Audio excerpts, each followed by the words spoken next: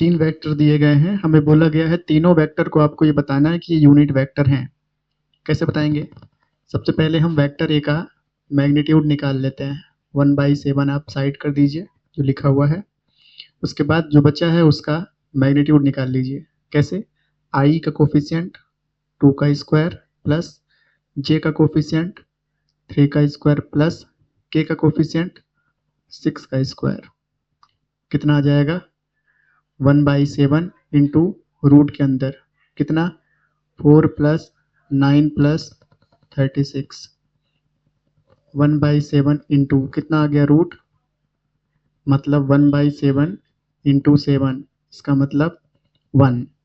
तो ये बात प्रूव हो गई कि वेक्टर ए का मैग्नीट्यूड कितना है? 1। सिमिलरली वेक्टर बी का मैग्नीट्यूड पता कीजिए। कितना आ जाएगा? 1/7 इंटू रूट कितना? कोफिशिएंट का स्क्वायर 3 का स्क्वायर माइनस 6 का स्क्वायर प्लस 2 का स्क्वायर, मतलब 1/7 इंटू रूट 9 प्लस 36 प्लस 4, मतलब 1/7 इंटू रूट 49, मतलब 1/7 इंटू 7, मतलब 1। तो बी का भी मैग्नीट्यूड कितना है? 1। ऐसे ही सी का भी मैग्नीट्यूड पता कीजिए।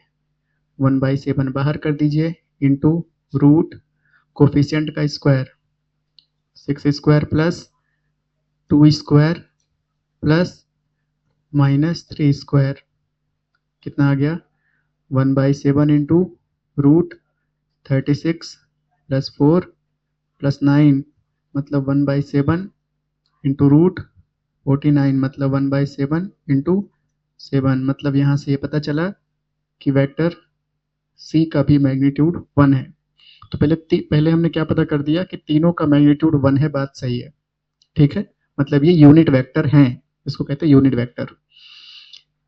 आगे बोला गया था कि आप ये भी बताइए कि ये दोनों सारे वेक्टर एक दूसरे के परपेंडिकुलर हैं। तो वो कैसे बताएंगे? तो देखिए वो कैसे बताएंगे, तो इसे नोट करिए फिर बताते हैं। अब आगे हमें ये प्रूव करना है कि ये तीनों वेक्टर आपस में एक दूसरे के परपेंडिकुलर हैं।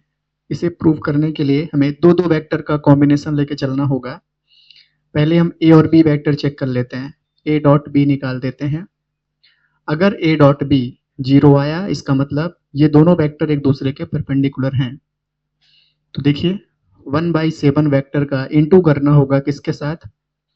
मतलब 2i plus 3j plus 6k का इंटू करना है किसके साथ? 1/7 into 3i minus 6j plus 2k से। तो पहले तो आप 1/7 कॉमन लेके बाहर कर दीजिए, ठीक है। 2 बार आ रहा 1/7, मतलब 1/49 इंटू कर दीजिए। कितना आ गया? 1/49 हो गया। चलिए अभी इधर मल्टीप्लाई करते समय देखिए कैसे होता है। आई का आई में इंटू, मतलब 2 इंटू 3 प्लस जे का जे में इंटू, मतलब 3 इंटू माइनस 6 प्लस के का के में इंटू, मतलब 6 का इंटू 2 में। बिल्कुल सही। कितना आया? 1/49 इंटू 6 माइनस 18 प्लस 12, मतलब 1/49 इंटू कितना आ गया? ये 18 माइनस 18, मतलब 1/49 इंटू 0, मतलब 0। ए डॉट बी 0 आया, इसका मतलब A and B are perpendicular to each other, ठीक है। ए और बी परपेंडिकुलर हैं, ये प्रूव हो गया यहाँ से। अब बी डॉट सी पता कर लीजिए। तो सीधे हम इन दोनों को लिख देते हैं 1/49 बाहर, अंदर कितना बचेगा? 3i minus 6j plus 2k का इंटू डॉट किसके साथ करना है? 6i plus 2j minus 3k के साथ, मतलब कितना आ गया? 1/49 3 का इंटू 6 के साथ प्लस माइनस 6 का इंटू 2 के साथ प्लस 2 का इंटू माइनस 3 के साथ। कितना आ गया? 1/49 इंटू 18 माइनस 12 माइनस 6 मतलब 1/49 इंटू 18 माइनस 18 मतलब 1/49 इंटू 0 मतलब ये भी 0। तो यहाँ से क्या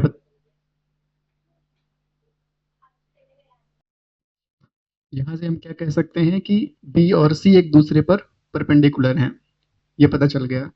सिमिलरली एक और कॉम्बिनेशन बनाइए ए और सी का, तो ए और सी का कॉम्बिनेशन भी बना दीजिए।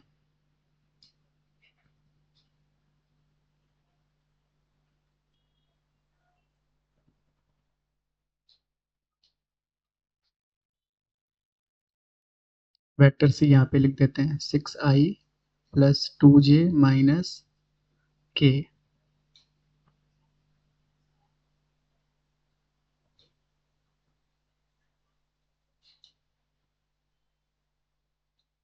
यहाँ कितना जाएगा 2 into 6 plus 3 into 2 plus 6 into minus 3 12 plus 6 minus 18 18 minus 18 मतलब 0। तो यहाँ से ए और सी भी एक दूसरे के परपेंडिकुलर है, मतलब ए बी सी तीनों आपस में परपेंडिकुलर है, ये पता चल गया यहाँ से।